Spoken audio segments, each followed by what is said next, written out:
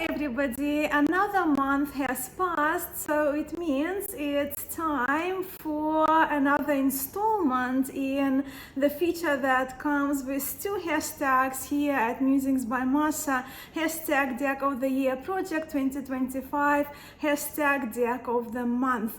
I have next to me the newest arrivals, the newest decks to me, which I received in August, along with the decks I used mostly in the month of August. I also have two books to share with you, and of course last month, well, because it's last month now, right, I'm filming this video on the 3rd of September, so I do have my last month deck in my bag also to feature in this video, and of course my deck of the month for the month of August 2025. So grab yourself a beverage, get yourself comfy, and I hope you enjoy my August in Tarot recap.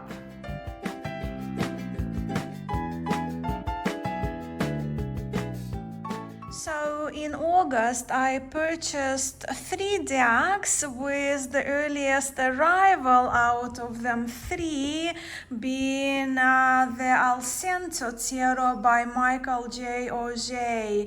I now keep it in this black velvet bag featuring the sun, and the sun is one of my favorite trumps in tarot, and I know also one of Michael J. Auger's favorite cards in tarot.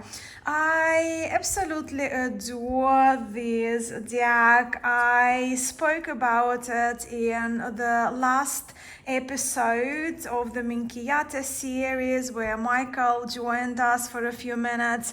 The Alcento Tarot is illustrated in the cartoon woodblocky-like style, which I personally find very sweet and joyful. Michael is not only a talented artist with his own distinctive style that brings out the inner child out of me. Don't you like the 6 of Cups here, that reference to Pixie's art? But yes, Michael is also a very knowledgeable person in the field of tarot. In his Alcento Tarot, Michael J. Auger integrated his inspiration from Renaissance tarots, from the Minchiate tradition, including additional virtue cards and zodiac cards.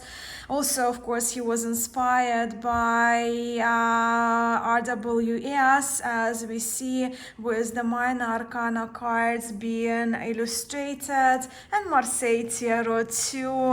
And on top of that, Michael drew from his knowledge of numerology, Kabbalah, the occult tarot, so we can see here the hermit with the snake, and also the backs of the cards, they are done with a sacred geometry in mind. As you probably have noticed now, that the minor arcana cards, they have the peep cards, they're not peeps, rather illustrated minor arcana cards, they have the references to the playing card suits as well. The guidebook that comes with tarot is great and is actually a joy to read.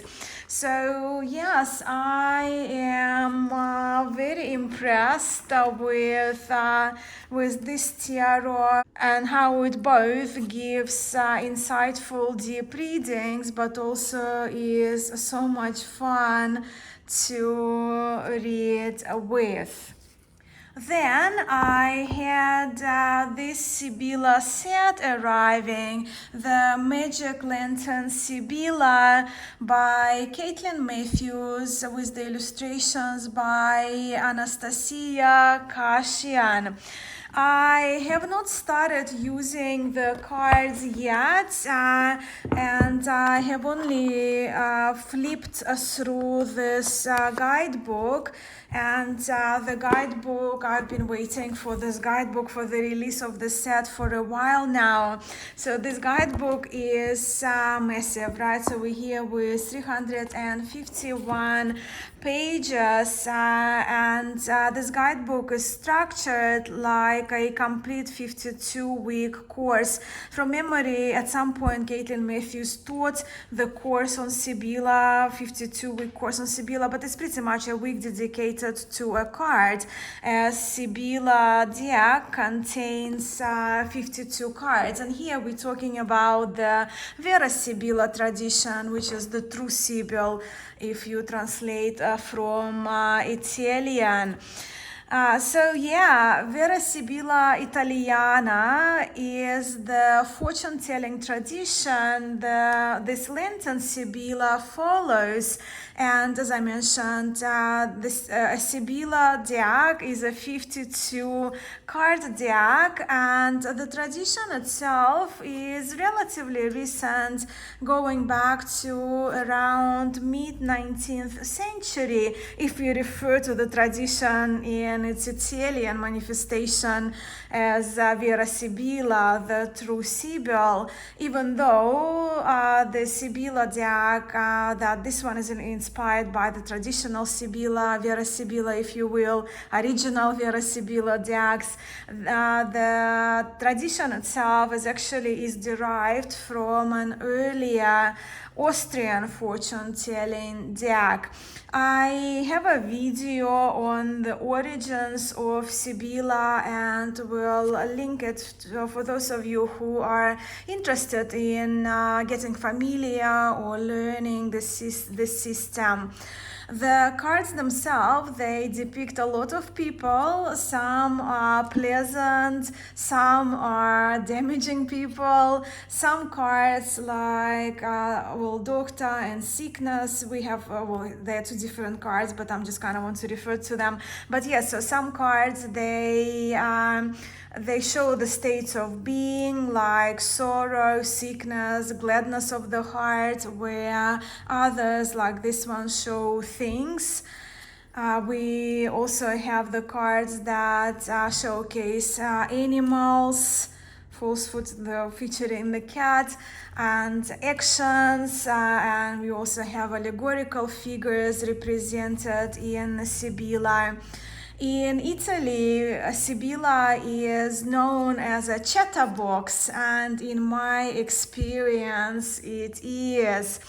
If you are on Instagram, Kate at Joyful Fuller Trust, her Instagram account, she's hosting for the second year in a row September Sibilla Challenge, which is truly fantastic, as through the wonderful prompts, they're really well thought prompts, Kate teaches how to read with Sibilla cards, and it's a fun challenge to do. I did it last year, and even though I'm a few days late this September, I am planning to join, if not all, but most of Kate's prompts. I will again leave the link to Kate's Instagram page, to the first page, which introduces the Sibilla Challenge. So yeah, beautiful Lenten Sibilla, the magic Lenten Sibilla that I look forward to playing with in September, and going through this. It's the first mass market book on Sibilla in English, so that's very exciting. And of course, we know that Caitlin Matthews, we can trust Caitlin Matthews in teaching us how to read with Sibilla. So the last deck that I had coming in August was the Curious Travels Tarot, illustrated by Amelia Rosier. And this tarot I was very highly recommended to me by my friend Anne. And also I know lovely Luna at the Creatrix Way, who also participates in our Deck of the Year project 2025. She spoke very highly about this deck, and I know many people here on TerraTube, they really enjoy this tarot.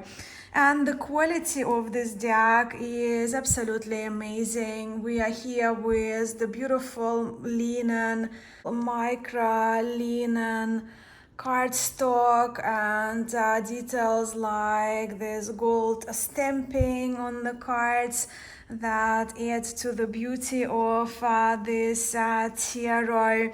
The artwork is gentle to my eye with this good amount of whimsy, and the illustrations are watercolor by the artist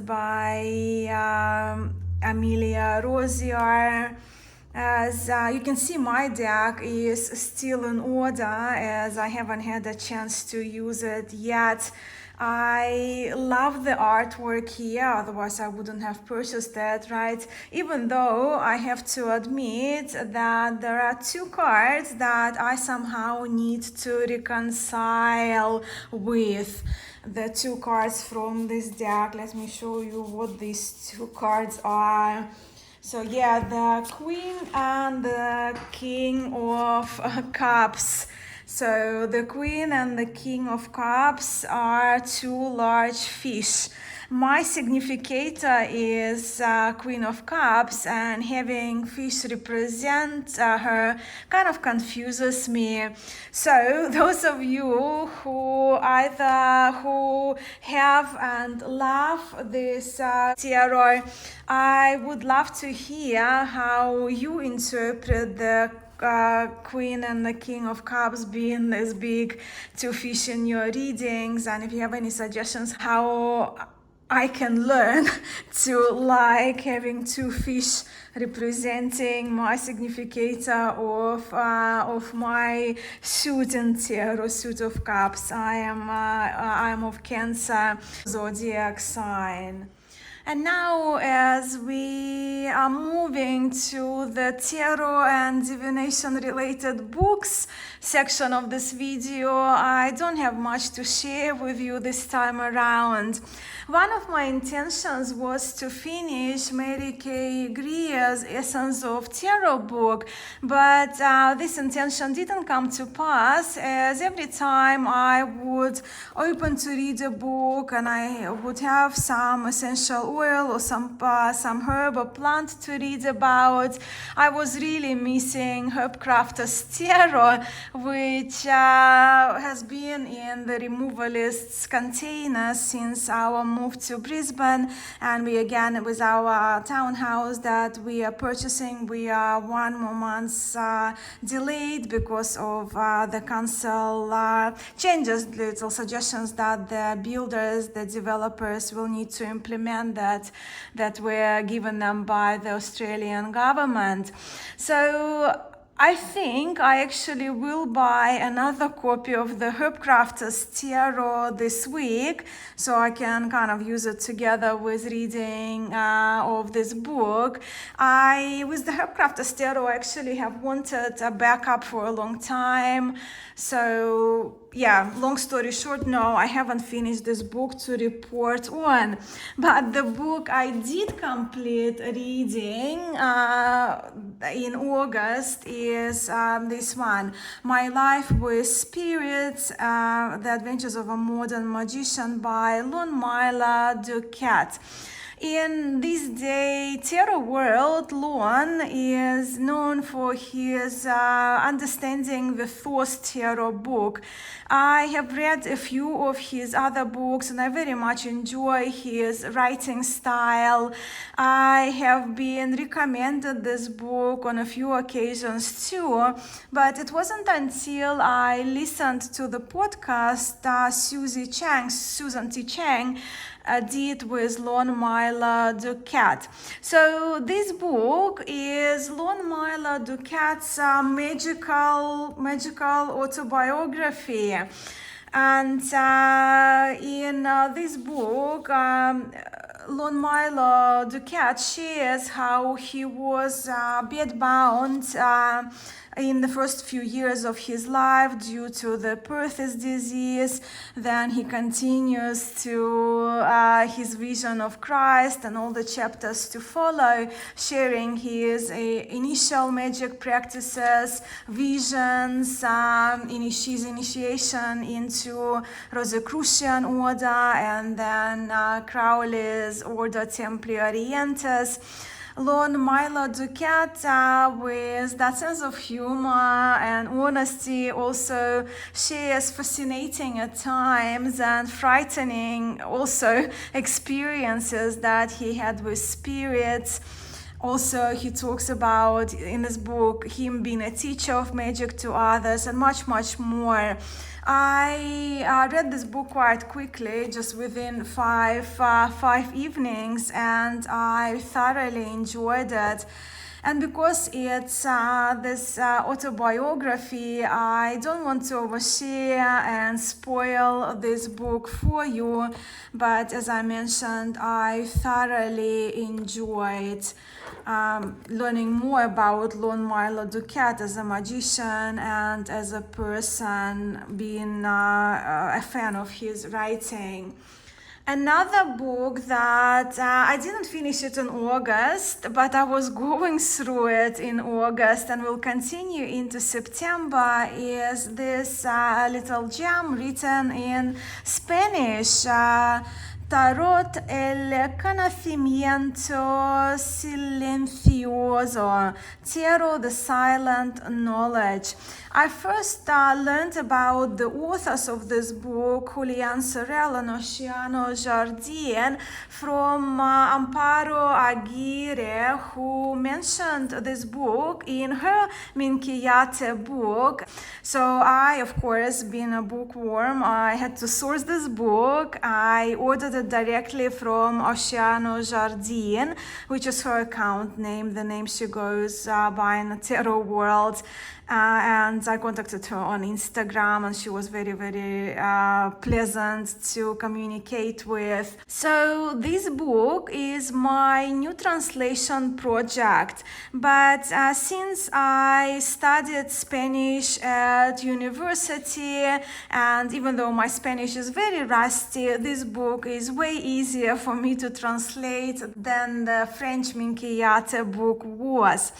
So the book is black and white and is abundant with card samples from the different decks, mostly historic decks belonging to different traditions. We also hear with a multitude of historic paintings, frescoes, illustrations that are relevant to certain cards. And this book is a true gem in my eyes already because it combines the old school cartomancy approach, which I am personally into, together with the open reading, where we as readers are invited to approach cards without having preconceived ideas of the meanings locked in the cards. So it's more kind of open and fluid way of reading. But I will report back on this book once I complete my translation and once I have it printed, so I can share with you the kind of English distribution of the chapters and more about these two tarot teachers, Oceano Jardin and Julian Sorel. And now to the decks I used in the month of August. Even though I continue to do my readings mostly with the Minchiate decks, I also did a number of readings with two of my favorite decks, which follow the Marseille Tarot tradition. One of them is the Major Arcana version of Jean Payen, Tarot de Marseille, 1743. I love reading with mages and and I am so very grateful to have this handmade deck by Marco Benedetti. I have both the full version and this mages only, and I love this mages only to carry with me without worrying about damaging a handmade deck, because I have the full-size 78 card version of it as well. This Jean Payen tarot is done, and I'm talking about the original. This one is the facsimile copy of the original. But Jean Payen tarot 1743 is done using the same wood blocks as 1639 Philippe Vachier tarot, published by Yves Reynaud, which now is believed to be the oldest existing complete Marseille tarot.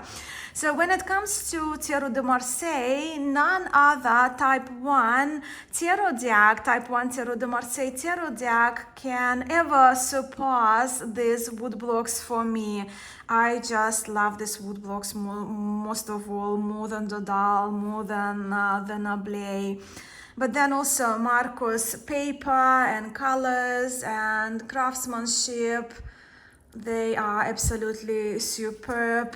And the way these cards sound and shuffle, they have that very light, ethereal sound. And another Marseille style deck I read with in August was the most delightful Peep Speak Tarot by the very talented Zara at Kitten Chops. I absolutely adore Zara's art and everything she does. She's also a very knowledgeable card reader herself, and these cards are a little smaller than standard tarot size, and they have this matte gold gilding. Those are the backs. And also these cards feature the gold stamping on them, just these details are absolutely beautiful in these cards. Yes, as many of you know, while I am very much into my historic decks, I am a huge fan of adorable kawaii style decks too. And Zara's, her Marseille is the winner for me in the cute Marseille tarot category. I mean, what not to love about this tarot if the cute, sweet style of art appeals to you? It really is a true delight in my tarot collection. I just love it. Again, printed on the wonderful linen cardstock. And I trust Zara prints her decks in Taiwan. So yeah, that's the tarot. I actually also received a set of very sweet stickers that Zara sent me. I already put one on my Kindle. This one, Bonjour Tarot. Isn't she cute? And I will show you the others as well because they're transparent. I'll just bring that light color paper.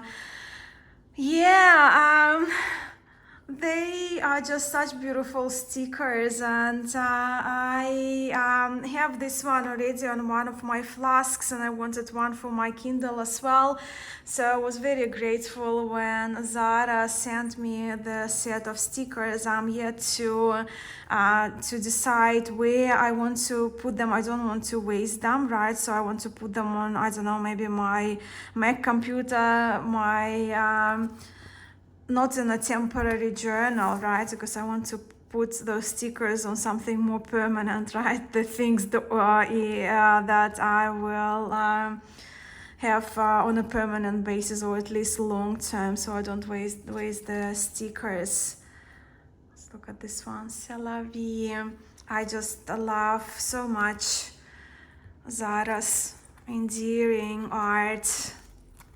And the stickers too. You are the oracle. And now, as we are approaching the end of the video, let me share with you my last month deck in my bag. A month deck in a bag is the feature that I introduced in the last installment for the Deck of the Year Project 2025, where I invited you to share with all of us which deck or decks you carry with you in a particular month of the year.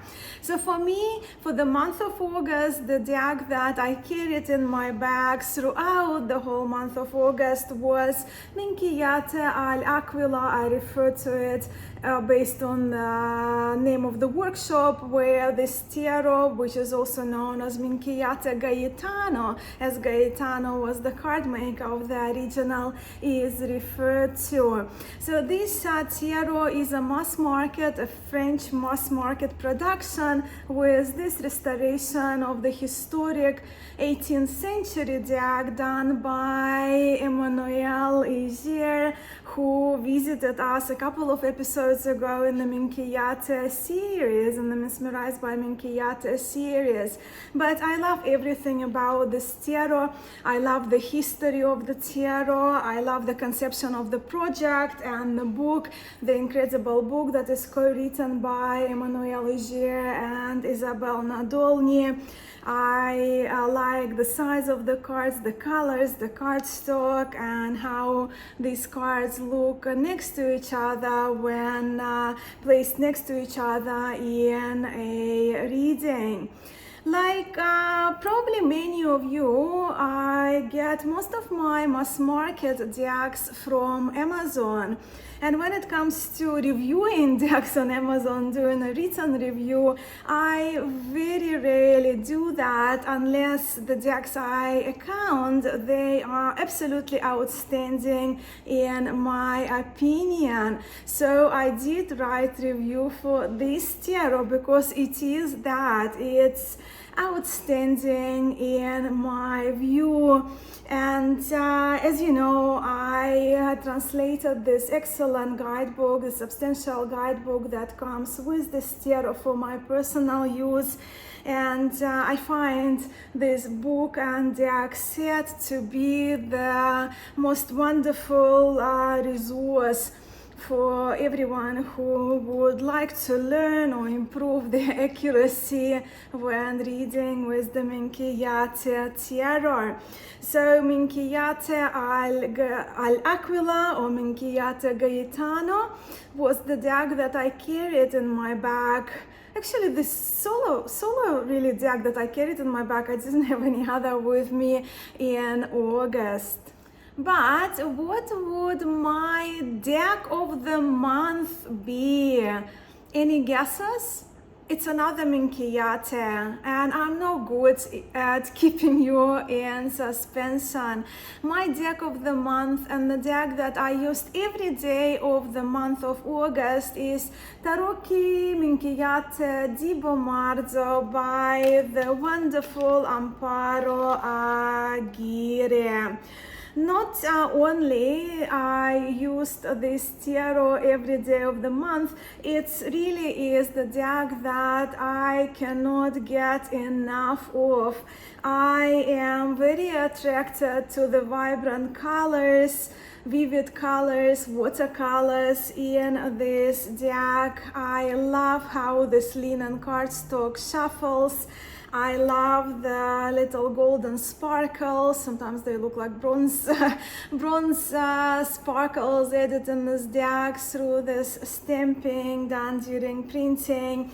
And I am really smitten about how this deck, how incredibly easy for me to read with this version of the Minchiate tarot, which follows the earlier Minchiate pattern. A few days ago, Amparo Aguirre shared that this tarot is now sold out, and while I was so excited for her, I was a little sad because I did have the best of the intentions to get a backup copy of this tarot, but I was late. But look, Yeah, it is what it is. It probably is meant to be. Also, earlier this morning, I received the news that Amparo is very close to launching her Kickstarter campaign for the restored version of the Al Leone Minchiate Zero. So Kickstarter hasn't started, hasn't launched yet, but the link is there now and it will be launching soon. So we'll include the link to Amparo's Minchiate page for the deck that she will be publishing very soon. And Minchiate Al Leone, as of course those of you who follow the Minchiate series and who love the Minchiate, you know that it's the deck that Amparo inherited from her grandmother. She did her first Kickstarter reproducing a facsimile version of it, and this time around this year we will be getting treated with a restored version of the Minchiate Al Leone. So I'm very excited. But yes, Minchiate Bamarzo Tarocchi Minchiate di Bamarzo is my deck of the month for August. I hope you enjoyed this August installment, my friends. Once again, it's never too late to join hashtag Deck of the Year Project 2025, hashtag Deck of the Month. You are always welcome to combine a few months. You can even do from January up to now, right in one video, sharing your deck of the month, the deck that stood out to you during each month of this year. And from my part, I will keep on sharing your videos and I will keep on adding them to our community playlist so everyone can find them easily and enjoy watching. Thank you all so very much for spending this half an hour of your day with me. I'm sending much love to you all and I look forward to catching you in the comments and in the next video. Ciao!